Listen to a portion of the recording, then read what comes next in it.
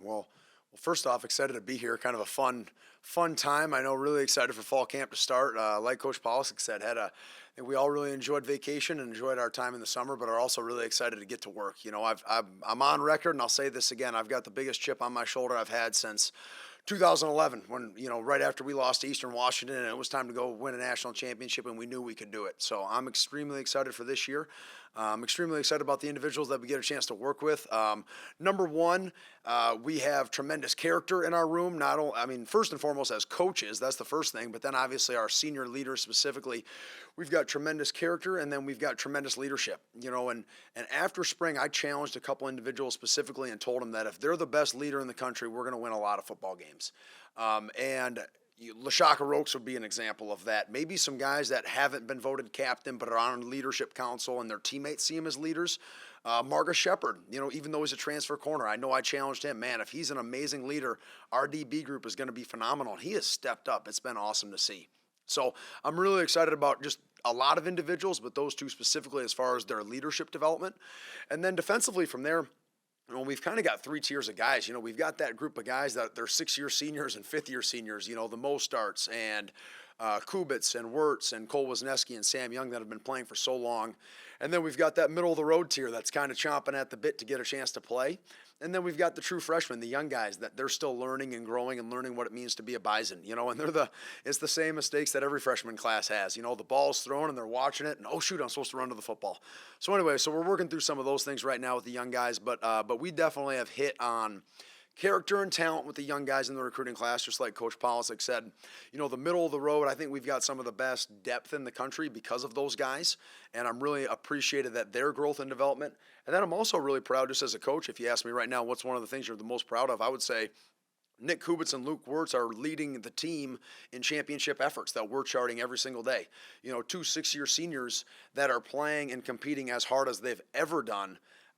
That's an awesome thing. And when your best players, the Mo Start boys and on down the line, when your best players are also your hardest workers and your best leaders, you got a chance to be really successful. So that's what I would overall say about that top group, and part of the reason that we're excited about them. And like Coach Polisic and Coach Landry said, we had a lot of energy. That's been a huge point of emphasis. What we needed to do this offseason was we needed to simplify some things, and we needed to get back to the fundamentals. And Coach Polisic hit that so many times in meetings and things like that, and our players have listened. Give them credit. They've taken that to heart, and they've gotten a lot better.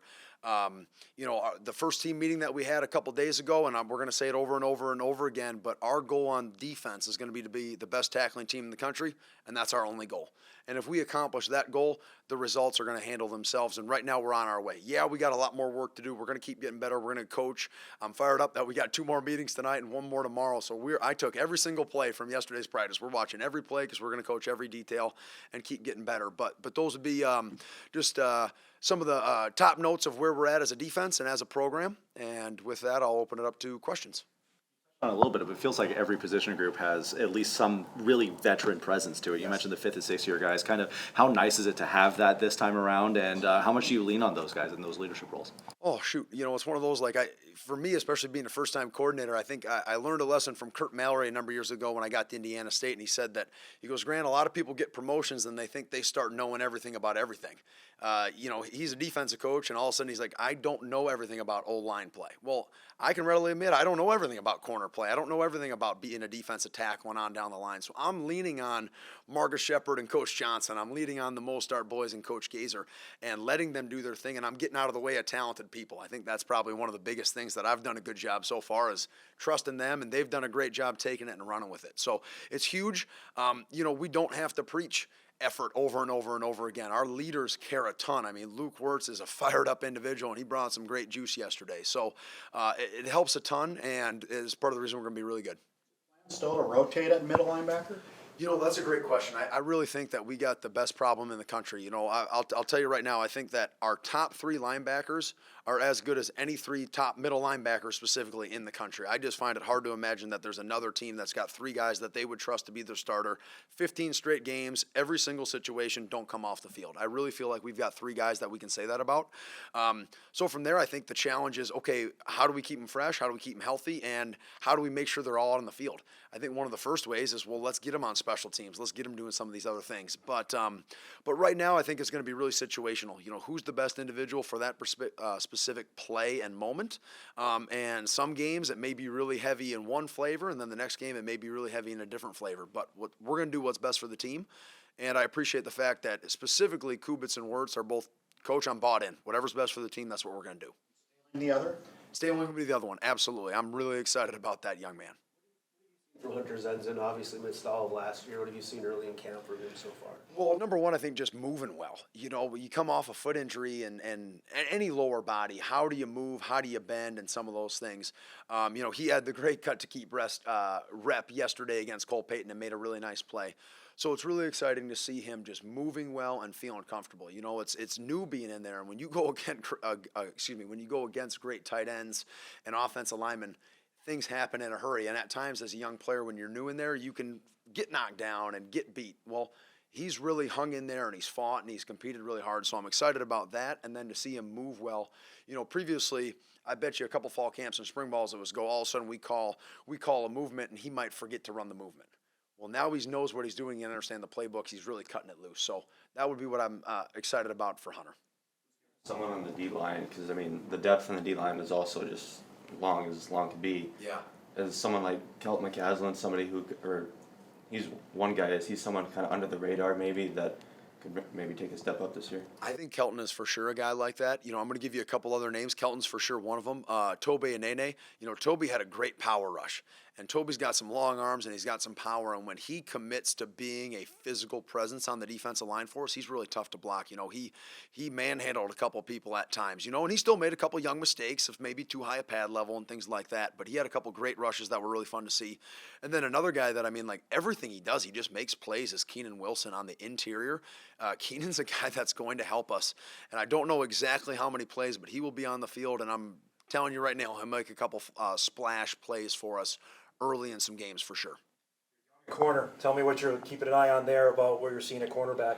Yeah, well, number one right now, I think we've really simplified some things about just alignments and being able to really go out and play and execute. We've trimmed down some communication and given them really specific rules. So that's been a big part that we've been really working through just as coaches so we can play fast with those guys. But overall, I would say that I think right now we've got 5 guys that you feel confident in that have gone out and made some plays. It's one of those that, okay, somebody gets behind us and then we sprint our tail off and we get a PBU. So I'm excited about the competitiveness and the ability to finish that we have right now. There's certainly a few technique things that I know we're going to continue to work on. But they're doing a good job of making everything look the same. I think right now, it's funny, Raja Nelson came to me and was like, Coach, I can't tell the difference between when you're playing man and cover 3 right now, or is that on purpose? I'm like, yeah, absolutely. I'm not going to give away all of our secrets right now, but it's good to see some people trying to confuse some people and challenge some guys. But specifically, our younger guys, Jalen Duffy's done a great job. I think he's as competitive as anybody we've ever had. I can't say he's more competitive than him, but I think he's in that upper echelon of just ultimate competitors that you love to get a chance to coach. The transfer, Anthony, he's done a really nice job so far. He splashed a couple times, being really physical and just competing hard, and he's a guy that right now we've got to say whoa to a couple times. All of a sudden, he's tangled up and he's on the ground a little bit more than maybe what you would like, but it's the perfect problem to have with a new guy because he's competing and he's flying around. You have to pay attention or find out about the other position groups. You've known linebacker. How much did you have to reintroduce to defensive end and the secondary? Yeah, good question. I think personally, just on a getting to know guys basis, I think not a whole lot, especially getting a chance to be the special teams coordinator last year. I got a chance to coach Kelton McCaslin quite a bit. I got a chance to coach Darius Givens quite a bit. So that was a huge opportunity for me to really get to know guys and also coach the offensive guys. I don't think there's anybody on the team right now I feel like I couldn't go and sit and have lunch with and have a great personal conversation outside of football. So that's huge. I really appreciate the amount of guys that feel comfortable coming into my office and talking football, but then also shooting the breeze as well. I think that's really important to have both of those and have that great dynamic. Certainly, I think one of my big challenges is just continuing to learn more about other positions as far as technique goes and things like that. And that's where I've really relied on those guys.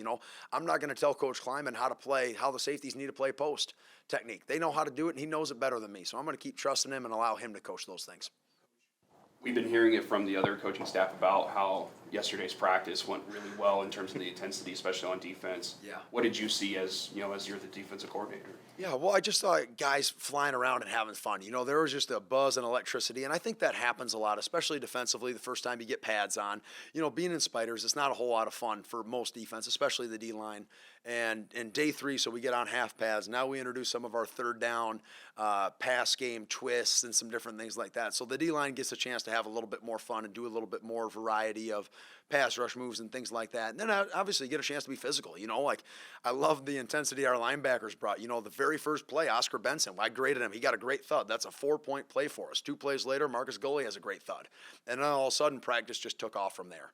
So I think that just setting the tone with physicality and seeing guys that are excited to do a little bit of hitting was huge for us. Biggest difference for you as you shift into the coordinator role? Cole talked to us at the first practice. He said that there wasn't much difference in his relationship with you.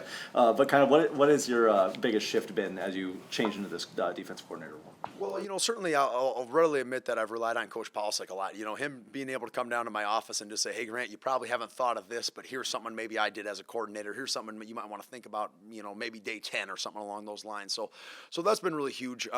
Overall, I think my goal coming in as the defense coordinator, I guess I'm going to give you 2. And I told every player this, and I told the coaches this, is number 1, I'm going to make sure we're setting the tone as far as the physicality and playing with better effort. That's an improvement we need to make. When we went out to the Velva Golf outing, I had a chance to speak. I told them, I said, listen, this defense is going to play with their hair on fire. I can promise you that much. We're going to represent the state. Okay, so that was my first job. I need to set the tone, and we're doing that, and it needs to continue to improve. And then the second thing is just simply being on the same page. The mistakes happen on defense when the corner and the linebacker are doing, each guy thinks the wheel route's being taken, nobody does, and you give up a touchdown. It's amazing, when we talk about the importance of our nonverbal communication and hand signals in the Fargo Dome, you just go to the list of big plays we've given up. Every single one of them, there's a coverage breakdown or a communication breakdown in some capacity, other than maybe the rare example of somebody being beat. That happens 5 times a year for us, but the 60 other big plays that we give up, it's all about communication. So we said, you know what, defensively, we are going to give hard and fast rules. We're going to be on the same page, and then we're going to trust our playmakers to go out and execute for us. Your shoulder, has that transferred down to the guys? I hope so. I'm hoping that the evidence is going to show up when we play Colorado, and not just them, but every team, right? I think one of the bigger parts about that, and so far I do think it has. I'm going to give you a yes, but I'm not going to have to motivate anybody to go play Colorado. They're going to be excited. Their hair will be on fire. What about game 2? Are we going to have a letdown? What about game 3? What about when we get into conference play? What about November? Those are the ones that I'm really going to judge myself on, and I think it's going to be very fair to look at myself and the other leaders in the program and say, okay, are we doing that in those tougher moments where it's not easy to get up for a big game? The issue with tackling the last couple of years, you've lived it. How does that improve in 2024? Well, number 1, it starts with a mentality. All about tackling and being physical on defense starts with a desire to do so and a mentality. So I think that we've really addressed that and challenged guys. So that's been good. And then the other thing is practice. You have to practice tackling. And I think that's something that with certain rules maybe has made things a little bit more challenging as coaches. You have to be diligent. We are going to tackle every single day. That's been a point of emphasis that we've told, every defensive coach knows, okay, you've got your individual time. Maybe you've got 5 periods. Do what you need to do, but one of them needs to be tackling.